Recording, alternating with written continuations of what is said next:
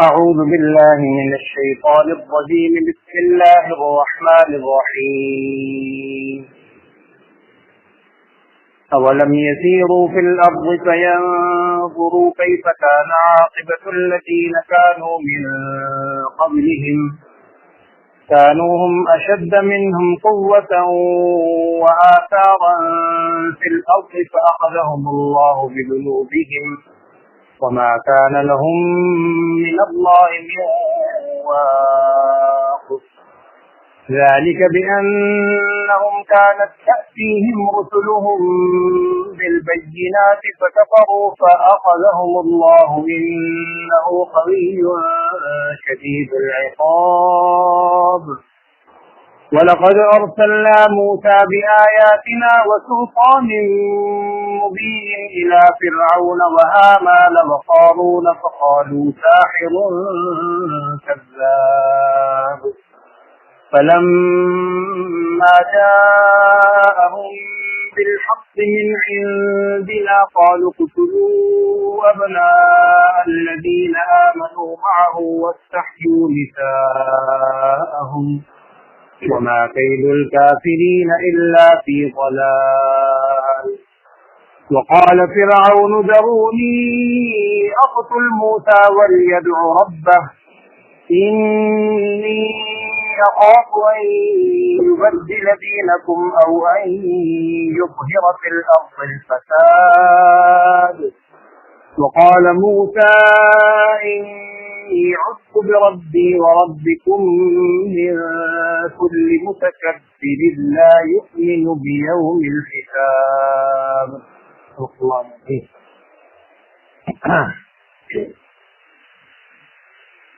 بسم الله الرحمن الرحیم.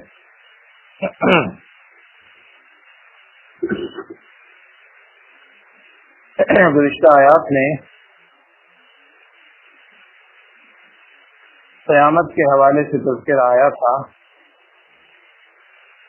کہ قیامت میں جو مجرمین ہیں، اللہ تعالیٰ کے نافرمان ہیں، ان پر اللہ جل شانہ کی طرف سے عذاب کی یا پکڑ کی کیا کیفیت.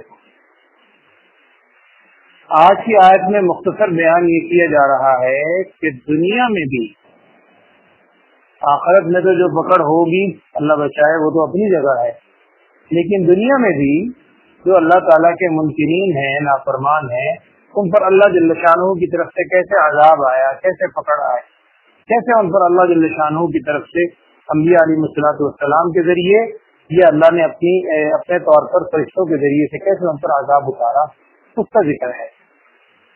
اور بات ہر دوسرے دن آپ کے سامنے آتی ہے کیونکہ مکی صورت ہے یہ بھی.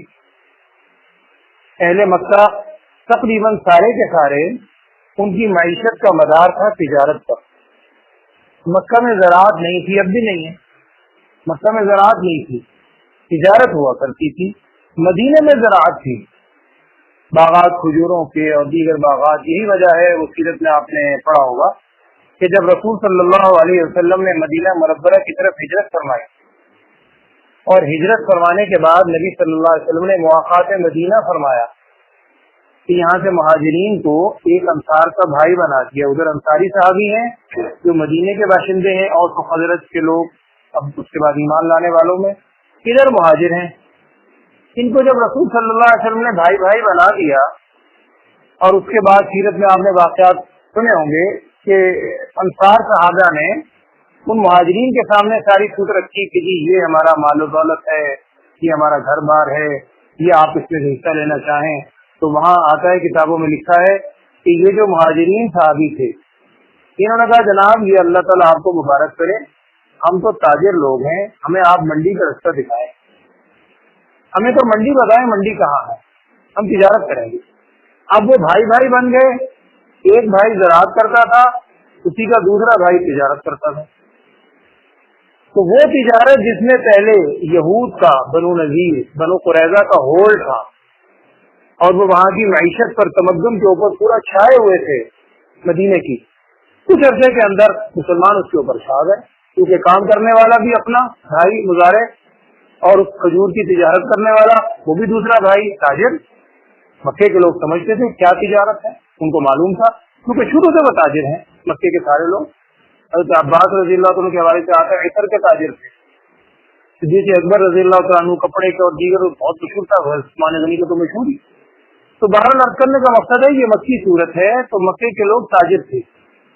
ان کو کہا جا رہا ہے اولم یسیروا فی الارض، کیا وہ زمین میں چل پھر کر دیکھتے نہیں ہیں کہ کیا انجام ہوا ہے ان لوگوں کا جو ان سے پہلے گزرے. چلو نبی صلی اللہ علیہ وسلم پہ اگر تم نہیں مان رہے، تمہیں شک ہے، تو ذرا تم جاتے جاتے ہو، شام بھی جاتے ہو، یمن بھی جاتے ہو، اپنا راستے کے اندر قوم سمود، قوم عاد کے کھنڈرات سے بھی گزرتے ہو، کیا تم نے دیکھا نہیں ہے ان سے پہلے جو قومیں گزری ہیں ان پر بھی اللہ تعالیٰ کے انبیاء علیہ السلام آئے، ان کا کیا حال ہوا. اور مکے والوں کو اگر اپنے اوپر اتنا زعم ہے، بڑا ناز ہے، تو اللہ کے بندو کانہم اشد منہم قوۃ وآثارا فی الارض، جو پہلے قومیں گزری ہیں وہ قوت کے اعتبار سے بھی اور زمین پر یادگاروں کے اعتبار سے بھی ان سے کہیں زیادہ قوی اور واقعتاً تھے. قرآن میں دوسری جگہ آپ نے الفاظ سنے غالباً قوم سمود عاد میں تھے، وہ کہا کرتے تھے وقالوا من اشد منا قوة، اور مفسرین نے لکھا ہے کہ غلط نہیں کہتے تھے، ان کا دعویٰ تھا کہ ہم میں قوت میں کون زیادہ ہوگا، اور واقعتاً بڑے تنو من، بڑا ان کا قد و کاٹ تھا. قوم سمود نے جو پہاڑوں کو تراش کے مکان بنائے تھے وہ اب بھی اس کے کھنڈرات موجود ہیں، اور ان کے ذہن میں یہی تھا کہ جی ہم پہاڑوں کو کاٹ کے اپنے گھر بنائیں گے، یہاں زلزلے وغیرہ سے کیا ہوگا. اور اللہ کی شان ہے، جب وہ آیا جبرائیل السلام نے چیخ لگائی، اخذتهم الصیحہ، خالی زلزلہ اللہ کی پکڑ ہے. تو ان سے کہا جا رہا ہے کہ کیا وہ زمین میں چل کے دیکھتے نہیں ہیں ان سے پہلے قوموں کا کیا انجام ہوا. وہ لوگ جو قوت میں بھی، اور اگر ان کے آثار کھنڈرات تم جا کر دیکھو ان میں بھی تم سے بہت زیادہ آگے تھے. پھر ہوا کیا، فأخذهم اللہ بذنوبہم، اللہ جل شانہ نے ان کو بھی ان کے گناہوں کی وجہ سے پکڑ لیا. اور وما کان لهم من اللہ من باق، اللہ کے مقابلے میں کوئی ان کو بچانے والا نہیں آیا، کوئی بچا نہیں سکا. تو تمہاری کیا حیثیت ہے، وہ تو تم سے کہیں زیادہ طاقتور تھے. جب وہ اللہ کی نافرمانی پر اترے، اللہ کی پکڑ آئی، انہیں کوئی بچانے والا نہیں ہوا، تو تم کہاں بچو، تمہارا بھی حال ہے. اور یہ جب اس نوعیت کے واقعات آتے ہیں، ان میں ایک تو اس قوم کے لیے عبرت کا سامان تو ہے ہی، جیسے مکے کے لوگ ہیں ان کے لیے عبرت کا سامان تو ہے کہ تم عبرت پکڑو. اس کے ساتھ ساتھ جو اہل ایمان ہیں ان کے لیے ایک طرح سے حوصلہ افزائی بھی ہوتی ہے کہ آپ گھبرائے نہیں. پہلی قوموں کے ساتھ بھی جو منکرین تھے ان کا انجام یہ ہوا، ان قریب ان کا بھی انجام ہونے والا، اور ہوا. بدر کے واقعات سے وہ ساری صورتحال شروع ہو گئی، اس کا ذکر ہے. تو میں کر رہا ہوں کہ دنیا میں ان پر جو پکڑ آئی آخرت میں تو ہوگی. اس پکڑ کے حوالے سے چند واقعات کا مختلف انداز میں اللہ جل شانہ یہاں ذکر فرما ہے، اور اگلی آیت میں اس کی وجہ بھی ہے اور وضاحت کے ساتھ کہ ان پر جو پکڑ آئی، ان پر جو اللہ کا عذاب آیا، جس عذاب سے انہیں کوئی نہ بچا سکا، اس کی وجہ کیا تھی؟ ذالک بانہم کانت تأتیہم رسلہم بالبینات، اس کی وجہ یہ ہے کہ ان کی طرف بھی اللہ تعالیٰ کے رسول آئے تھے بالبینات، بعض معجزات دلائل لے کر، لیکن انہوں نے کیا کیا؟ فکفروا، انہوں نے انکار کر دیا، جیسے تم انکار کر رہے ہو. ان کے ساتھ پھر کیا ہوا؟ فأخذهم اللہ، اللہ نے ان کو پکڑ لیا. تو جب ان کے انکار کی وجہ سے اللہ نے انہیں پکڑ لیا، تو تم اگر انکار کر رہے ہو تم کہاں سے ہو؟ اور اللہ کی ذات وہ ہے انہ قوی، بے شک اللہ بڑا قوی ہے، شدید العقاب، اللہ بچائے سخت عذاب لینے والا. اب ایک واقعے کے طور پر بیان کیا جا رہا ہے، اور اگلے رکوع میں انشاءاللہ وہ آئے گا جو میں نے عرض کیا تھا نا آپ سے کہ سورہ مومن، جس وجہ سے سورت کا نام سورہ مومن رکھا، کل وہ الفاظ آئیں گے وقال رجل مؤمن من آل فرعون. لیکن آج جو آپ نے آیات سنی ہے، یہاں ذکر ہے کہ موسیٰ علیہ السلام کو ہم نے بھیجا اپنی نشانیاں دے کر اور واضح معجزات دے کر. کہاں بھیجا؟ ویسے تو پوری قوم کی طرف آئے تھے، یہاں تین کا ذکر ہے، فرعون، حامان اور قارون. قرآن کہہ رہا ہے موسیٰ علیہ السلام کو ہم نے بھیجا الی فرعون و حامان و قارون.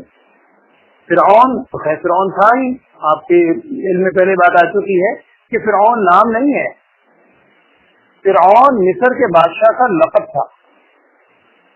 جیسے ہم کہتے ہیں نجاشی، اب نجاشی نام تھوڑی ہے. نبی صلی اللہ علیہ وسلم کے زمانے میں حبشہ کے جو بادشاہ تھے ان کا نام تو اکھما آتا ہے، کتابوں میں لکھا ہے سیرت کی کتابوں میں. لیکن نجاشی لقب تھا، جو بھی وہاں کا بادشاہ ہوتا تھا اس کو نجاشی کہتے تھے۔ مصر کے اندر جو بھی بادشاہ ہوتا تھا اس کو فرعون کہتے تھے۔ ہمارے یہاں جیسے آپ کہہ لیں صدر یا کوئی بھی ایک عہدہ ہے تو نام تھوڑی، جو بھی اس عہدے پر آ جائے گا اسی نام سے پکاریں گے، جو بھی آ جائے۔ اسی طرح وہاں ایک عہدہ تھا کہ اس کے بادشاہ کو کہا کرتے تھے فرعون۔ موسیٰ علیہ السلام کے زمانے میں فرعون اور تھا، حضرت یوسف علیہ السلام کے زمانے میں وہ اور تھے، اسی طرح اور بعد میں آتے رہے۔ اسی وجہ سے آپ دیکھیں نا کہ وہاں جو احرام مصر ہے وہاں آتے بے شمار ممیاں ہیں، وہاں پر بے شمار وہ کھنڈرات اور ان کے ابو الہول جو بنے ہوئے مجسمے، کیونکہ کئی فراعین تھے۔ تو لیکن موسیٰ علیہ السلام کو ایک فرعون کی طرف بھیجا گیا تھا، صرف فرعون نہیں تھا، حامان کے حوالے سے آتا ہے کہ یہ فرعون کا وزیر تھا۔ اور قارون کے بارے میں آتا ہے کہ یہ بڑا مشہور سرمایہ دار تھا، اور قارون یہاں تو نہیں ہے، پیچھے آپ 20ویں پارے سن چکے ہیں، ان قارون کان من قوم موسیٰ۔ یہ قارون قبطی میں سے نہیں تھا، فرعون کی قوم میں سے نہیں تھا، موسیٰ علیہ السلام کی قوم میں سے تھا، بنی اسرائیل میں سے تھا۔ اور بعد میں لکھا ہے کہ موسیٰ علیہ السلام کا چچا زاد بھائی تھا، واللہ اعلم، قرآن میں تو وضاحت نہیں ہے۔ موسیٰ علیہ السلام کی قوم میں سے تھا، بہرحال بڑا سرمایہ دار تھا۔ اور پیچھے سورہ قصص میں ساری آپ تفصیل سن چکے ہیں، وہاں الفاظ ہے تو اس کے خزانوں کی کنجیاں، وَآتَيْنَاهُ مِنَ الْكُنُوزِ مَا إِنَّ مَفَاتِحَهُ لَتَنُوءُ بِالْعُصْبَةِ أُولِي الْقُوَّةِ۔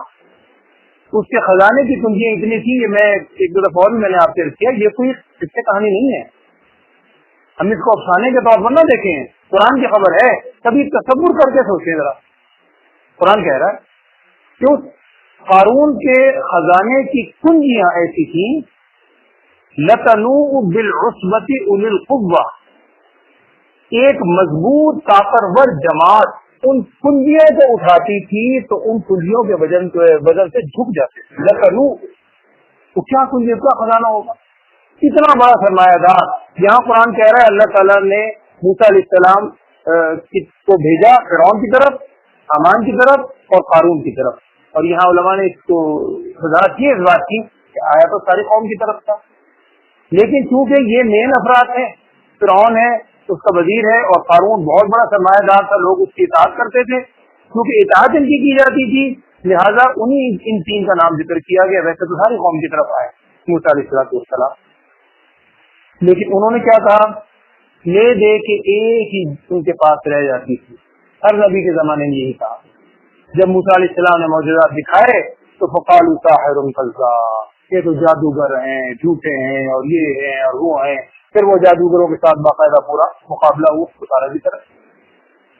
اللہ تعالیٰ فرما رہے ہیں فلما جاءہم بالحق من عندنا، جب موسیٰ علیہ السلام آئے ان کے پاس ہماری جانب سے واضح سچے حق لے کر آئے، تو قالوا اقتلوا ابناء الذین آمنوا معه۔ یہاں ایک چیز ذہن میں رکھیے، ایک قتل تو وہ تھا جو فرعون نے حضرت موسیٰ علیہ السلام کی پیدائش سے پہلے کاہنوں کے کہنے سے اپنی قوم میں شروع کروا دیا تھا کہ بنی اسرائیل کے بچوں کو قتل کر دیا کرو، سورہ بقرہ میں مستفید ہے، وہ قتل ہے جس وجہ سے موسیٰ علیہ السلام کو بھی ان کی والدہ نے، قرآن نے کہا نا وَأَوْحَيْنَا إِلَىٰ أُمِّ مُوسَىٰ أَنْ أَرْضِعِيهِ فَإِذَا خِفْتِ عَلَيْهِ فَأَلْقِيهِ فِي الْيَمِّ، تو ان کو صندوق میں رکھے اور اس میں دریا میں ڈال دیا تھا۔ وہ واقعہ اور تھا قتل کا۔ اس کے بعد موسیٰ علیہ السلام کی جب پرورش فرعون کے دربار میں ہوئی، وہ قتل کا معاملے ختم ہو گئے۔ پھر موسیٰ علیہ السلام نے جب معجزات دکھانے شروع کیا، خوفزدہ ہو گیا، اب قتل نہیں کرتا تھا۔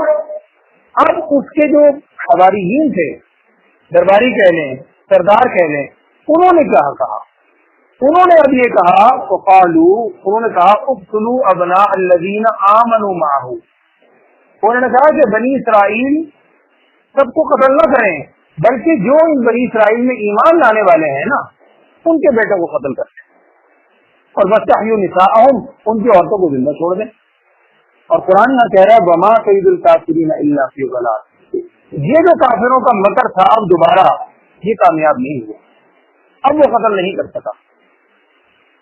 دل میں جانتا تھا، پہلے بھی آپ کے سامنے بات آئی، جاننا اور ہے، پہچاننا اور ہے، ماننا اور ہے۔ جانتا بھی تھا، پہچانتا بھی تھا، مانتا نہیں تھا۔ تو پہچان گیا تھا کہ یہ سچے نبی ہیں، لیکن وہ اپنے تکبر کی وجہ سے نہیں مانا۔ فما کید الکافرین الا فی ضلال۔ دوسرا فرعون نے کیا کہا، اب دیکھیں الفاظ یہاں، वक़ाल फिरऔन ज़रूनी अक़्तुल मूसा, हम जैसे कहते हैं ना छोड़ो छोड़ो मुझे, बस मैं यूं कर दूंगा, छोड़ दो, मतलब ये है बनावटी तौर पर ये कहता था कि मैं जो उनको कत्ल से रोका हुआ हूँ ना, ये मेरे लोगों ने, साथियों ने, सरदारों ने मुझे रोका हुआ है, वरना तो मैं आज ही कत्ल कर दूं। ज़रूनी मुझे छोड़ो अक़्तुल मूसा, मैं मूसा अलैहिस्सलाम को कत्ल करता हूँ, औज़ु बिल्लाह, और वल यदउ रब्बहू, और वो अपने रब को जरा पुकार के देखें क्या होता है, क्या कर सकता हूँ, कुछ भी नहीं। दिखाने के लिए है कि मैं यूं कर दूंगा, और साथ उन्हें भी डरा रहा है कौम को, इन्नी अखाफू, मुझे ये डर है, फिरौन कह रहा है, अन युबद्दिल दीनकुम, ये कुछ और देर रहे ना तो सबका दीन तुम्हारा बदल देंगे। अभी तो थोड़े से लोग इनके साथ हुए हैं, अन युबद्दिल दीनकुम, मुझे खौफ है कहीं तुम सबका दीन न बदल दें, और अन युज़हिरा फिल अर्दिल फसाद, वो उसको फसाद कहता था नऊज़ु बिल्लाह, जो इस्लाह हो रही है उसका नाम फसाद मचा रहा है, कि फसाद, या जमीन के अंदर वो फसाद न मचा दें, फसाद फैला न दें, मुझे इस बात का खतरा है, लिहाजा तुम मुझे छोड़ो, मैं मूसा अलैहिस्सलाम को नऊज़ुबिल्लाह कत्ल करता हूँ। सोचने की बात है, वो फिरौन जिसके दिमाग में फिरौनियत है, जो एक ज़रबुल मिसल है, जो खुदाई का दावेदार है, वो भला इनके कहने से रुकेगा? इनके कहने से कहाँ रुकेगा? ना उन्हें रोकने की हिम्मत है फिरौन को कहने की। वो तो चूंकि खुद दिल में डर है, अपना डर छुपाने के लिए, उसका बहाना बनाने के लिए यह है कि बस तुम्हारी वजह से मैं रुका हुआ हूँ, वरना तुम मुझे इजाजत दो तो आज मैं ये अमल करके दिखा दूं। अब जब उसने बदबख्त ने ये अल्फाज भी कहे तो आगे अल्फाज हैं, वक़ाल मूसा, हज़रत मूसा अलैहिस्सलाम ने फिर दुआ फरमाई। मूसा अलैहिस्सलाम ने फरमाया, इन्नी उज़्तु बिरब्बी व रब्बिकुम, बेशक मैं पनाह में आता हूँ अपने रब का और तुम्हारे रब का। रब्बुल आलमीन है वो, रब्बुल मुस्लिमीन तो नहीं, रब का रब वही है। मैं पनाह में आता हूँ अपने रब का भी और तुम्हारे रब का भी। किससे? मिन कुल्लि मुतकब्बिरिन ला युमिनु बियौमिल हिसाब। मैंने किया जो फिरौनियत थी, इंतहा दर्जे का तकब्बुर, हर उस मुतकब्बिर से, ला युमिनु बियौमिल हिसाब, जो यौम हिसाब के ऊपर ईमान नहीं रखता, चाहे वो फिरौन जैसा हो चाहे कोई और हो। इन तमाम मुतकब्बिरीन के शर से मैं अल्लाह ताला की पनाह में आता हूँ, जो मेरा भी रब है और तुम्हारा भी रब है, रब्बुल आलमीन है, उसकी पनाह के अंदर मैं आता हूँ। अल्लाह ताला हमें भी अल्लाह अपनी पनाह में आने की और इस्तग़फ़ार करने की, नेकी करने की तौफीक अता फरमाए। और बात वही है जो आयत के शुरू में है कि अवलम यसीरू फिल अर्ज़, क्या वो जमीन में चल फिर के देखते नहीं है? और हम भी सुबह शाम जाते हैं बाद ऐसे इलाकों में, आपका भी इत्तेफ़ाक़ हुआ होगा जहाँ बड़े बड़े खंडरात हैं, आपके इसी पाकिस्तान के अंदर। मुझे एक दफा इधर टेक्ला की तरफ इत्तेफ़ाक़ हो जाने का, मैं हैरान रह गया। उस पर जो लिखी थी हिस्ट्री भेड़ माउंट, मुझे यहाँ पे भेड़ माउंट नामी टेक्ला अपनी यूनिवर्सिटी भी पुराना वहाँ पर मौजूद है। आप आज आके देखें, वहाँ लिखा हुआ यही था, वल्लाहु आलम, कि जो क़ब्ल मसीह आप भी, आप तारीख जिसने पढ़े आपको इल्म होगा, अगर ईस्वी में ईस्वी लिखते हैं, हिजरी में हिजरी लिखते हैं, और बाद तारीख जो हज़रत ईसा अलैहिस्सलाम से पहले की उसमें क़ाफ मीम लिखा जाता है, क़ब्ल मसीह। तो पता नहीं 200 साल क़ाफ मीम लिखा हुआ था कि 200 साल क़ब्ल मसीह के खंडरात हैं। तो किस किस दौर के खंडरात हैं, सारे के सारे अपने जमाने के अंदर बड़ी फिरौनियत थी, लेकिन जब अल्लाह जल्ल शानहू की तरफ से पकड़ आई, सारी फिरौनियत सारा का सारा वही रह गया। अल्लाह ताला हमें भी तौबा करने की तौफीक दे, और जो वक्त है उस वक्त से हमें सही फायदा उठाने की भी तौफीक दे। अऊज़ु बिल्लाहि मिनश शैतानिर रजीम, बिस्मिल्लाहिर रहमानिर रहीम। अवलम यसीरू फिल अर्ज़, क्या वो चलते नहीं है जमीन में? फयंज़ुरू, वो देखें, कैफ़ कान आक़िबतुल लज़ीना कानू मिन क़ब्लिहिम, क्या अंजाम हुआ उन लोगों का जो उनसे पहले थे। उनसे पहले कौमें गुजरी हैं, या हम अपने ऊपर रख के सोच लें, क्या हम देखते नहीं है कि हमसे पहले कौमों को क्या अंजाम हुआ? कानूहुम अशद्द मिनहुम कुव्वा व आसारन फिल अर्ज़, वो जो कौमें इनसे पहले थी वो कुव्वत में भी और जमीन में अपनी यादगारों में भी इनसे ज्यादा सख्त थी, उनमें कुव्वत भी ज्यादा थी, और उनके यादगार खंडरात जो तुम देख रहे हो वो भी बड़े मजबूत हैं। लेकिन हुआ क्या? फ़अख़ज़हुमुल्लाहु बिज़ुनूबिहिम, अल्लाह ताला ने उनको पकड़ लिया। क्यों? उनके गुनाहों की वजह से। वमा कान लहुम मिनल्लाहि मिन वाक़िन, और नहीं हुआ उनके लिए अल्लाह ताला से कोई बचाने वाला। बड़े दावे करते थे हम यूं कर देंगे यूं कर देंगे, लेकिन जब अल्लाह ताला की पकड़ आई, अल्लाह आगे भला कौन फिर ये रोक सकता है उस अज़ाब को? कोई उनको बचाने वाला ना हुआ।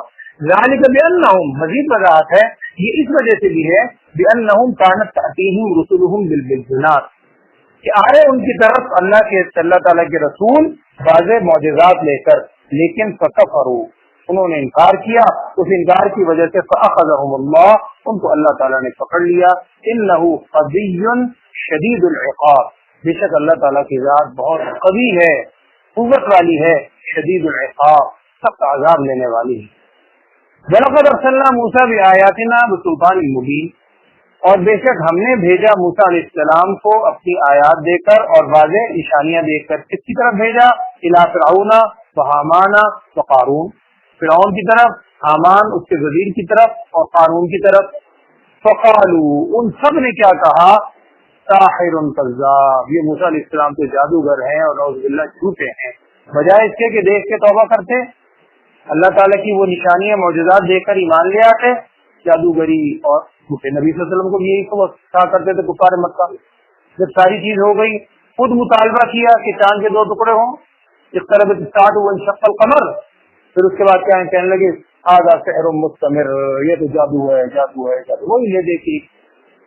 فلما جاءهم بالحق من عندنا، جب لائے ان کے پاس ہماری جانب سے واضح معجزات، واضح حق لے کر آئے موسیٰ علیہ السلام، قالوا اقتلوا ابناء الذین آمنوا معه، تو انہوں نے کہا، یعنی فرعون کے جو سردار تھے انہوں نے کہا کہ قتل کر دو ان لوگوں کو جو موسیٰ علیہ السلام کے ساتھ ایمان لائے ہیں، ان کے بیٹوں کو، ان لوگوں کو جو موسیٰ علیہ السلام کے ساتھ ایمان لائے ہیں ان کے بیٹوں کو قتل کر دو۔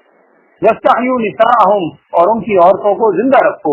وما کید الکافرین الا فی ضلال، اور نہیں ہوا کافروں کی وہ خفیہ تدبیر الا فی ضلال، مگر ناکام، یہ ان کی تدبیر کامیاب نہیں ہو سکی۔ قید کے حوالے سے آپ کئی دفعہ سن چکے ہیں کہ قید اصل میں اس کا لفظی مطلب تو ہوتا ہے مکر۔ اردو زبان میں ہمارے ہاں مکر عام طور پر غلط معنی نہیں آتا ہے، اسی سے مکار ہم اردو میں بولتے ہیں، مکاری، مکر سے، لیکن عربی زبان میں مکر کا مطلب ہوتا ہے خفیہ تدبیر، یہ اچھے معنی میں بھی ہے، اچھی خفیہ تدبیر کو بھی مکر کہتے ہیں۔ قرآن میں ہے دوسری جگہ وَمَكَرُوا وَمَكَرَ اللَّهُ وَاللَّهُ خَيْرُ الْمَاكِرِينَ، اللہ تعالیٰ بہترین خفیہ تدبیر کرنے والا ہے۔ تو ان کی جو خفیہ تدبیر تھی کفار کی ہے، الا فی ضلال، ان کفار کی تدبیر نہیں ہوئی مگر ناکام۔ وقال فرعون، فرعون نے کیا کہا؟ ذرونی، مجھے چھوڑو، اقتل موسیٰ، میں موسیٰ علیہ السلام کو قتل کرتا ہوں، نعوذ باللہ، وَلْيَدْعُ رَبَّهُ، اور چاہیے کہ وہ اپنے رب کو پھر پکاریں، انی اخاف، اور ان کو بھی یہ ڈرا رہا ہے کہ مجھے یہ خوف ہے ان یبدل دینکم، یہ تمہارے دین کو بدل دیں گے، او ان یظہر فی الارض الفساد، یا زمین کے اندر فساد کو پھیلا دیں گے۔ وقال موسیٰ، حضرت موسیٰ علیہ السلام نے ارشاد فرمایا، انی عذت بربی وربکم، بے شک میں پناہ میں آتا ہوں اپنے رب کی بھی اور تمہارے رب کی بھی، من کل متکبر، ہر اس متکبر سے، لا یؤمن بیوم الحساب، جو یوم حساب کے اوپر ایمان نہیں رکھتا۔ اللہ تعالی ہمیں بھی توبہ کرنے کے نیک عمل کی توفیق عطا فرمائے، اللہم آمین۔ الحمدللہ رب العالمین، اللہم صلی علی سیدنا و مولانا محمد وعلى آل سيدنا ومولانا محمد وبارك وسلم وصل عليه، اللهم ارنا الحق حقا وارزقنا اتباعه وارنا الباطل باطلا وارزقنا اجتنابه۔ یا اللہ ہم سب سے گناہوں کو معاف فرما، خطاؤں سے درگزر فرما، تمام ہر قسم کی بیماری پریشانیوں سے ہم سب کو محفوظ فرما۔ ہمارے ایک بہت ہی محترم دوست ڈاکٹر رانا ناصر صاحب آج کل اندازہ صاحب بتا رہے تھے، مغرب کی نماز پڑھی، مغرب کے بعد بوٹو کھڑی تھے، گھر گئے ہیں، بس اللہ کی طرف سے بلاوا آ گیا۔ ڈاکٹر رانا ناصر شاید آپ بھی جانتے ہوں گے، دیال سنگھ کالج کے پرنسپل ریٹائرڈ ہوئے، ایم اے کالج میں بھی میرے کلیگ رہے، آج دوپہر ان کا جنازہ تھا، اللہ تعالیٰ کو پیارا ہوگا، اللہ تعالیٰ ان کے درجات بلند فرمائے، اللہ تعالیٰ ہم سب کو بھی ایمان و اسلام والی زندگی عطا فرما۔ یا اللہ تو نے جو ہمیں صحت والی زندگی دی ہے، صحت سے قدر سیکھ کرنے کی توفیق عطا فرما، اس صحت والی زندگی کو اپنی مرضیات میں خرچ کرنے کی توفیق عطا فرما، ہم سب کو ایمان و اسلام والی کامل زندگی عطا فرما، ہم سب کو فکر آخرت نصیب فرما، ہم سب کو موت کی تیاری کرنے کی توفیق عطا فرما، ہم سب کو یا اللہ ایمان پر استقامت نصیب فرما، ایمان کامل پہ ہم سب کا خاتمہ فرما۔ وصلی اللہ تعالی علی خیر خلقہ سیدنا و مولانا محمد وعلی آلہ وصحبہ اجمعین۔